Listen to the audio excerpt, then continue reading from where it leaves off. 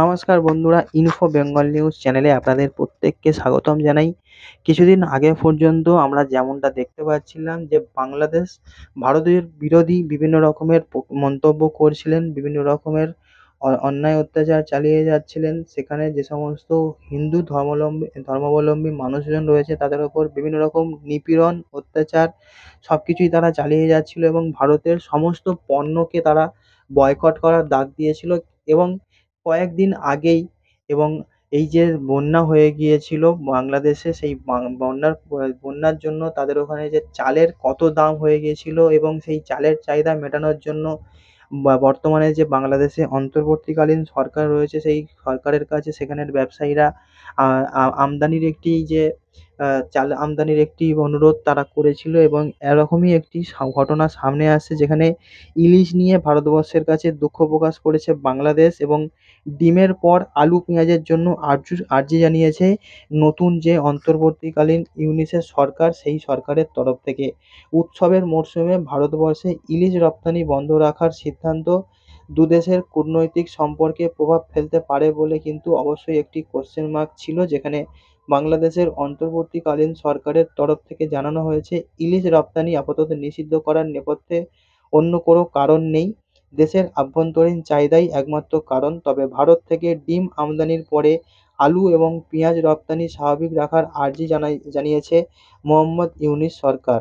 তবে ঢাকা থেকে বাংলাদেশের মৎস্য উপদেষ্টা ফরিদা আক্তার তিনি সংবাদ মাধ্যমকে বলেছেন যে পশ্চিমবঙ্গবাসীকে শারদীয়ার শুভেচ্ছা জানাচ্ছি, কিন্তু দেশের মানুষকে বঞ্চিত করে এবার ওপার বাংলার ইলিশ পাঠাতে আমরা পারছি না। বাংলাদেশের রাজনৈতিক পালাবদলের পর এবার পদ্মার ইলিশ ঢুকছে না পশ্চিমবঙ্গে, তবে রাজ্য থেকে বাংলাদেশে মুরগির ডিম রপ্তানি হচ্ছে।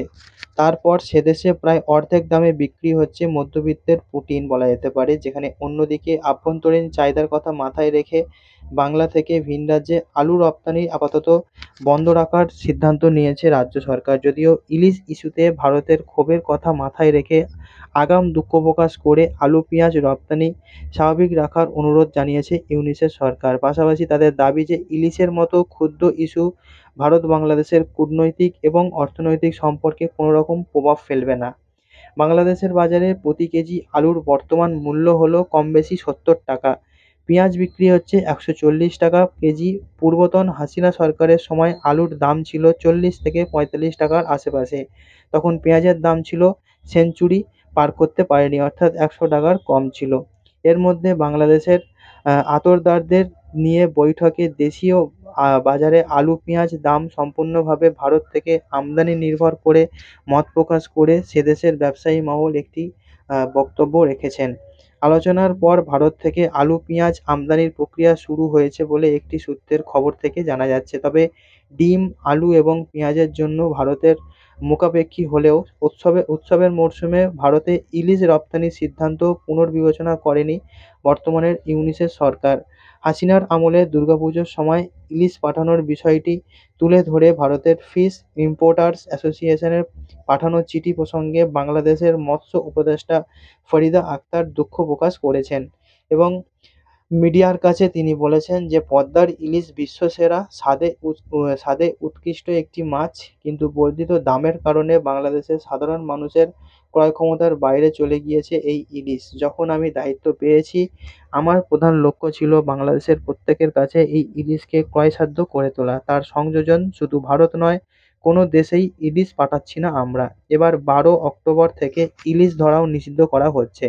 ফরিদা এটাও জানিয়েছেন যে বাংলাদেশে ইলিশের যোগান অনেক কম রয়েছে। এই ইলিশ রপ্তানি হলে দেশের বাজারে ঘাটতি দেখা যাবে, সেটা তারা চাচ্ছেন না। এবং তিনি বলছেন যে সর্বোচ্চ প্রচেষ্টা করেও এখনো পর্যন্ত ১ কেজি ইলিশের দাম ১,০০০ টাকার কমে তারা আনতে পারেনি। এই অবস্থায় আমাদের অক্ষমতা স্বীকার করে ভারত এবং বিশেষ করে পশ্চিমবঙ্গের কাছে আমি ক্ষমা চাইছি। এর মধ্যে ভারত থেকে দ্রুত আলু রপ্তানি করতে মোট ১০ জনকে ইম্পোর্ট পারমিট দিয়েছে বাংলাদেশের আভ্যন্তরীণ সরকার। গত শুক্রবার দিন লিখিতভাবে এই তথ্য জানিয়েছে বাংলাদেশের হিলি স্থলবন্দরের উদ্ভিদ সংগনিরোধ কেন্দ্রের উপসহকারী কর্মকর্তা ইউসুফ আলী। তিনি জানিয়েছেন যে দেশের বাজারে আলুর দাম স্বাভাবিক রাখতে বন্দরের ১০ জন ব্যবসায়ীকে আলু আমদানির অনুমতি দেওয়া হয়েছে।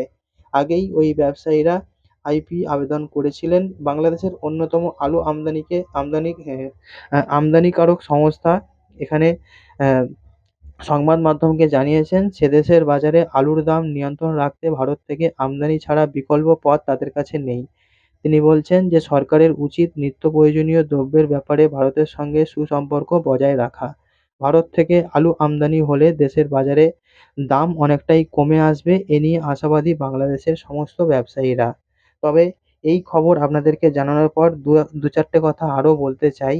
এতদিন পর্যন্ত যেই বাংলাদেশ ভারত বিরোধী হয়ে উঠেছিল, বিভিন্ন রকমের আহ, ভারত বিরোধী পোস্ট তারা করছিল, এখন তারা পেটের জ্বালায় বলা যেতে পারে এখন লেজ নাড়তে নাড়তে আবার আমাদের পায়ের কাছে চলে এসেছে, পা চাটতে শুরু করে দিয়েছে। বিশেষ করে আমাদের পশ্চিমবঙ্গ থেকেই তো তাদের বেশি আমদানি রপ্তানি সবটাই হয়ে থাকে, এবং তারা এক এক প্রকার বলা যেতে পারে মাথা নিচু করে নিয়েছে ভারতবর্ষের কাছে, এবং সব রকম জিনিসের একটা ভিক্ষা তারা চাইছে। তো বন্ধুরা, এই ছিল আপডেট।